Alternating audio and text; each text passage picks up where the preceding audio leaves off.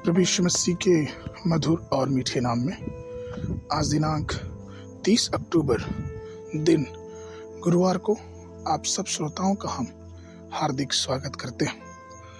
आज के दिन के लिए जो वचन है वो लिया गया है पहला इतिहास की पुस्तक उसका 4 अध्याय 9 पद। और याबेश अपने भाइयों से अधिक प्रतिष्ठित हुआ और उसकी माता ने यह कहकर उसका नाम याबेश रखा कि मैंने इसे पीड़ित होकर उत्पन्न किया है। प्रियो, आज का विषय है याबेश। याबेश एक ऐसा व्यक्ति था जिसके प्रार्थना के माध्यम से अपने दुख को आनंद में बदल दिया।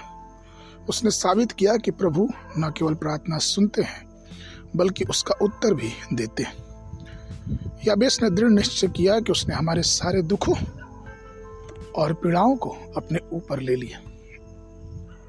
प्रिय, हमारा परमेश्वर कभी पक्षपात नहीं करता, वो हमारी प्रार्थनाओं को सुनता है। जिसने याबेश की प्रार्थना सुनी, उसका उत्तर दिया, उसके दुख को आनंद में बदला, उसी प्रकार से हमारा परमेश्वर हमारी असफलताओं में हमें विजय देता है। हमें सिर्फ एक काम करना है और वह यह है कि प्रार्थना करें।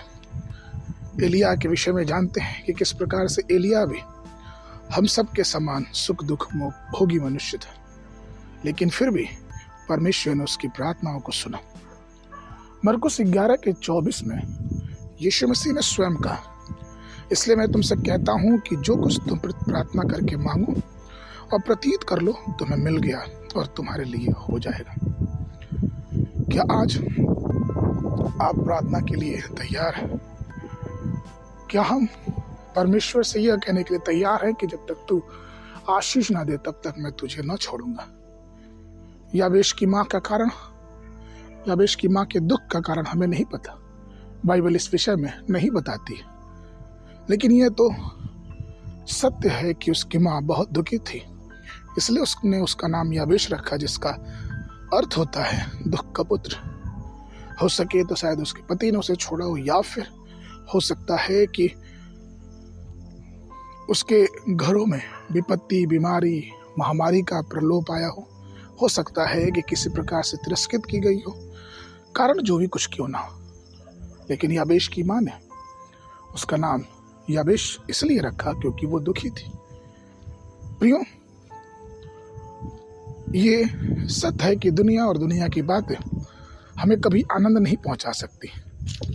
इसलिए जब परिस्थितियां विपरीत हो तो याबेश के समान अपने जीवन को, लक्ष्य को बदलने के लिए हमें चाहिए कि हम प्रार्थना करें। प्रार्थना ही हमारे जीवन को एक अलग ऊंचाई पे लेके जाता है।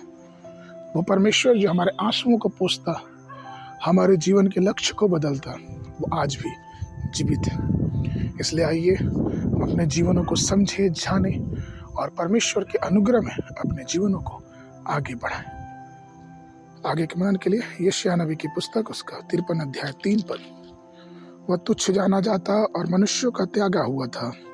वह दुखी पुरुष था, रोग से उसकी जान पहचान थी और लोग उससे मुंह फेर लेते। वह तुच्छ जाना गया और हमने उसका मूल्य न जाना। बाइबल अध्ययन के लिए सुबह के समय यिर्मयाह नबी की पुस्तक उसका 20 और 21 अध्याय, संध्या के समय 2 तिमोथी उसका 4 अध्याय। परमेश्वर आप सबको आशीष देवे।